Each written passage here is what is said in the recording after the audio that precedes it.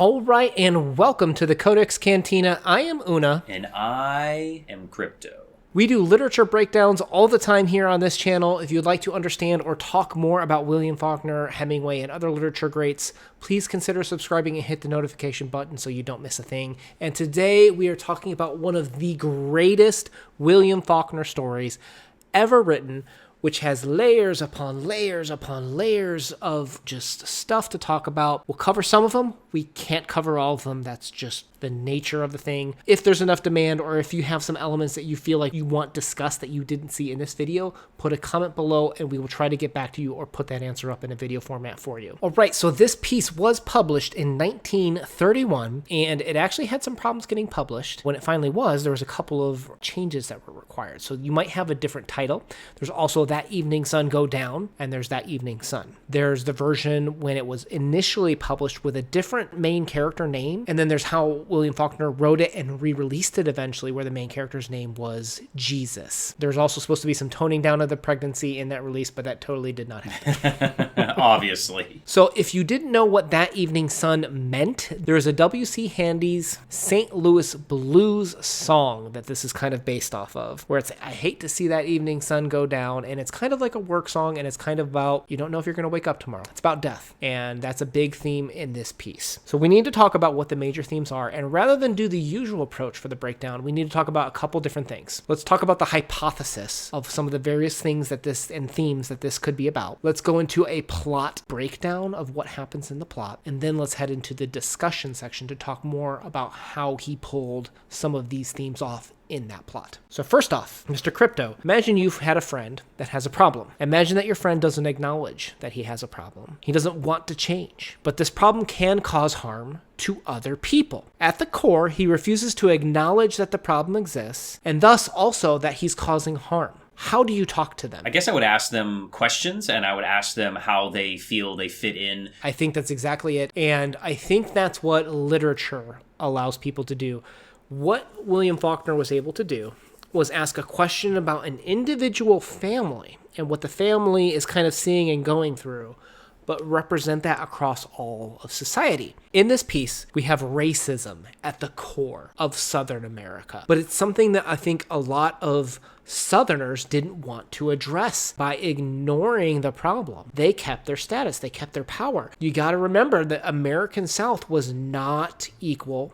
It was not easy to gain power back then. Land was everything back there in terms of plantations, which is handed down generation to generation. How do you get that land? How do you buy into that lifestyle? It was hard back in the day. And not acknowledging the racism and the subjugation of an entire race of human beings was how they propagated that lifestyle. Oh, definitely. So imagine children in this culture also being raised up seeing this. This wasn't different. This wasn't horrible. This was the way of life for many Southern children. So Faulkner uses this family to have that discussion about a societal situation about the South having this racism issue and using ignorance of the problem to bystep and maintain white American Southern power. And I think what's also interesting too is, did you know that this family is used in other Faulkner works? Well, we've only read the couple of them. They weren't in there, so that's interesting. One of the works that taxed him the most, The Sound and the Fury, features these characters as well. And there are some intertextual issues in terms of timelines that we won't get into. But Mr. Faulkner had a wonderful quote where he talked about, I'm sorry, I thought I had, paraphrasing, I thought I had complete control over my universe and corrective characters to do what I want with it. Oh, that's what George Lucas needed to say. So you do have a lot more creative directors, and there are people that very vehemently believe that, you know, this character dies at this time, you can't change it at a later time. Little bit looser in Faulkner's time. So on top of all of this, he specifically named this piece That Evening Sun, which again is going to bring home one of the themes, which is on top of the racism, on top of the ignorance and the callous whites, is that death is coming. So yes, the way that Faulkner does this in the beginning of the story is he has an excellent quote that represents a lot of the themes that Una just talked about. So I quote, The streets are paved now, and the telephone and electric companies are cutting down more and more of the shade trees, the water oaks, the maples, and the locust and elms, to make room for iron poles bearing clusters of bloated and ghostly bloodless grapes. And we have a city laundry which makes the rounds on Monday morning. Yeah, well, it's like a huge run-on sentence, right? If you're a literature discussion and you're like, hey, this is a run-on quote, welcome to Faulkner. Yeah, lots of comma splices. It's also worth pointing out a lot of these trees that he lists here are very long-living trees. And the way he also kind of starts that quote off, too, right before the beginning of that quote, is they talk about this was a Monday like any other Monday. So that goes back to that callous white part of things where they weren't really acknowledging that things were different, even though we're talking about like the displacement of an entire race of humanity. Yeah, I think this is a good representation of these long-living trees are the long-living traditions. This is the way it had been for hundreds of years. This is the way it had been for generations. Yes. And now we're having to chop all that down and immediately change it. That's going to have some backlash. Oh, yeah. Oh, I love this piece. This is so now that we've talked about the themes, kind of our hypothesis of what Faulkner was going for. Let's do a plot breakdown for those that weren't 100% following, and then we'll go into more of our discussion. Sounds good. So Quentin, again, from The Sound and the Fury, this is like the Reavers narrative where it's older Quentin reflecting on younger Quentin's life. So he's recalling 15 years ago when he was 9 years old. So his memory being recorded was innocent. It was very observant. And when he's older, he's able to judge and be more woke, if you will, about what they were doing at the time to realize some things weren't just right. So Quentin looks out on the modernization, like the automobile, the city laundry that's happening across Jefferson, Mississippi. Yoknapatawpha, if you didn't know, Faulkner took a lot of his pieces and created this fictionalized town to represent his themes and stories. But it was an average Monday, even though the entire support system of the people had been displaced. He recalls when that he was 15 years ago. His family had Nancy, who lived with her husband, Jesus. She'd crawl on her hands and knees to get across the ditch to pick up laundry and to get across to the white part of town. One day, she was arrested for prostitution with a white man, a deacon and banker, I think it was.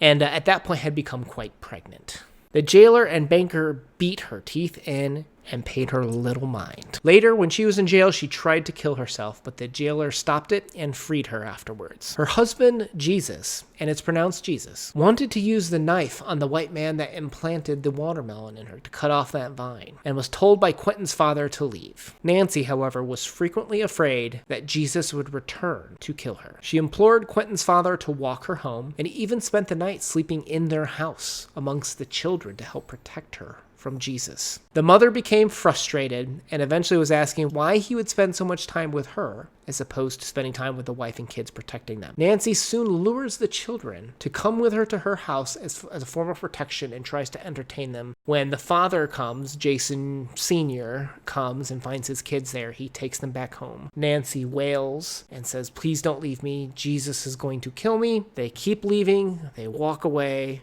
as Nancy cries in the background.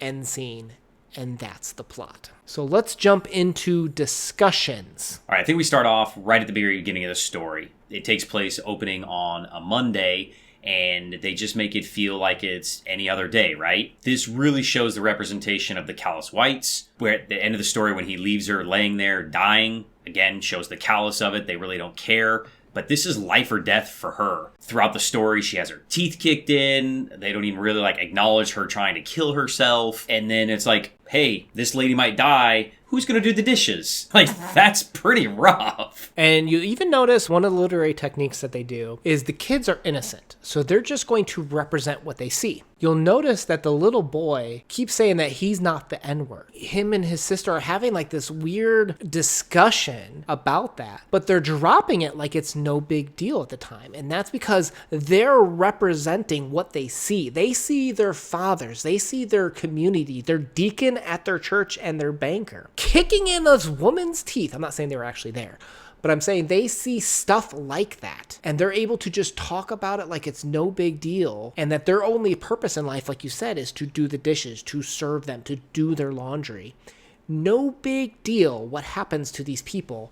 This is Faulkner bringing in that racist aspect. And he's using the children, right, as the representation of society. Not that the society feels like they're innocent of this because that's the way it's always been. Absolutely. And this is a story that I feel like really could raise the empathy for what was happening in Southern America. And if it doesn't, then that just, maybe you are that callous. Well, and if you don't buy it yet, when you're reading this, you'll notice that scaredy is always misspelled. And I think by specifically misspelling the scaredy from every single character in the story, it's reinforcing that idea that they're not afraid. They're desensitized to this issue. I think that brings up a really good point too, real quick, is that I listened to this the very first time, and then I went back and had to read it the second time, and I think that you definitely need to read this piece. Well, and I know what piece you listen. There's a YouTube, if you search for it on YouTube, there's a reading of it. No disrespect to the guy that read it, but you have to read Faulkner a specific way. Yeah.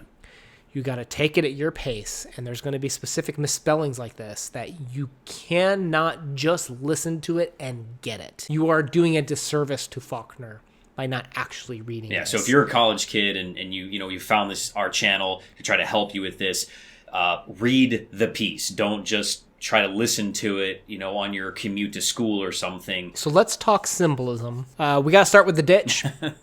All right, man. What did you pick from the ditch? I think there's no it is symbolism, but it's like so smacked in your face that the ditch is literally the line in the sand, the segregation of the two different races. Well, and it's further compounded too, because you'll notice that Nancy's husband's name is Jesus, and there's a lot of parallels are they actually talking about Jesus, the character in the story, or Jesus, the prophet, talking about God? There's times when the kids would stop at the ditch because they weren't allowed to go into the black part of town. They had to throw rocks across the ditch and hit Nancy's house, her cabin. And when they asked why they didn't cross, it was because the kids were told, we would stop at the ditch because Father told us not to have anything to do with Jesus.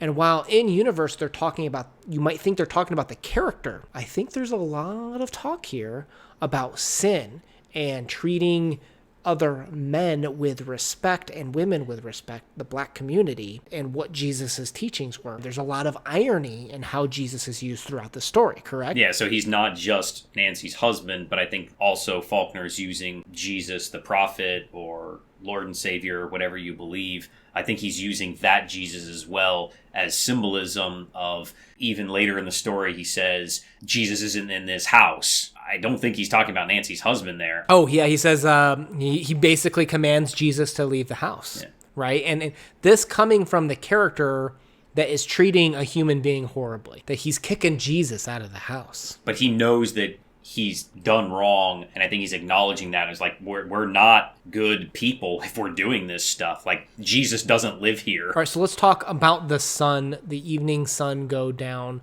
We mentioned briefly the W.C. Handy song, which is the idea that death's coming for you. Lordy, how I hate that evening sun go down. You should check it out. Please don't sing it. But it implies, no, I shouldn't. But it implies once the sun sets, you don't know if you're coming up tomorrow. So the sunset represents death. So there's the line, like nobody had made it, like it came from nowhere and went nowhere, until it was like Nancy was not there at all. All I had looked at so hard at her eyes on the stairs that they had got printed on my eyeballs, like the sun does when you have closed your eyes and there is no sun. So we have Nancy being worried always at nighttime after the sun goes down because she's afraid of death. She's afraid of Jesus is going to come for her. Because did Nancy commit a sin? Absolutely, right? She was sleeping and prostituting with the white men in town. You had the father saying, why don't you leave them white men alone? And she's worried Jesus is going to come for her. Jesus is going to get her. Jesus is waiting in the ditch, with a ditch also being a representation of the grave, right? And then to tie that back in with what you were talking about earlier with the callous white attitude, when they are leaving her and she is crying, wailing, singing a song, and I think the song is meant to kind of represent, every time she's worried about death, she's singing the W.C. Handy, I think, song. She's crying about her death. And what does the little boy Quentin say? Who's gonna do the dishes now? It's heartless. And then I think we've kind of touched on it a lot, but then the Jesus side of things, Jesus is coming for you. That the father kicks Jesus out of the house, the guy that's not treating his fellow man with respect. And Nancy, who after committing the sin of adultery, if you will, and prostitution, is worried that Jesus is going to come for her and bring for her that evening sun, to bring her down into death, basically. You just have this well-layered piece with so much complexity about how the whites want to keep power, about how they're keeping and subjugating an entire race of people beautifully in the story. And this is almost, you'll notice, done entirely via dialogue. We've got to talk about this. William Faulkner's strength is introspection, how characters think and interpret things, and he doesn't use that much in this piece. This is almost an entirely dialogue-driven piece. What an incredible job he did with voicing in this. Yeah, I definitely think we see here, this is Faulkner at his best, as you said. The story is amazing because this is a masterclass of using dialogue to drive a story, and this really sold me on his ability to do that. Because of the other stories that we've read, this is unique in that case, and this is one that I think you're probably going to come to this channel and look for because you're reading this in a class, because your professor chose this story because it does something so unique and special that a lot of stories miss the mark on. Or if you're like us and you're a complete nerd and are reading this for fun. We don't read for fun or escapism. No, we do not. So I think what you have here is just this beautiful story about showing a specific family, about committing sin, about outcasting Jesus and having this double entendre of words of Jesus is coming to get you, Jesus is waiting in the ditch. The ditch representing the segregation between the black and the white side of town. And Nancy representing this, I ain't nothing but an N-word. No, accepting's not the right word. Giving up on life in a sense, and just realizing that every time the sun goes down, that this could be her last day. What a heartbreaking story. What a beautiful way to show empathy and potentially change people's minds. I hope it did. If it even just changed one person's mind, this story did its piece. I cannot stress enough that this is almost up there with Barn Burning for me as one of the greatest William Faulkner short stories ever written. So I'm guessing that you're giving it a 10 out of 10. 9.5 out of 10. Okay. That's pretty good. After breaking it down and becoming more knowledgeable about it, I would definitely give this a solid 9. And this, we could do even more on this because you'll notice that there is just so much hatred in the relationship between like Jesus and Nancy. You'd think Nancy would kind of be like, once he's gone, would be happy, but she even said, I'll kill him if he's messing around with some other woman when it's brought up. There's more to talk about that there too. I think we could do almost a whole nother video on this. Please leave in the comments down below what questions you had or what thoughts you had that we didn't cover. And I imagine there's more videos we can do on this in the future, but hopefully this helps you guys get kind of like the base idea of what I think Faulkner was going for in terms of authorial intent. With that, I am Una. Thank you for checking us out. Please subscribe for more literature breakdowns and let us know what else you would like to see. Peace.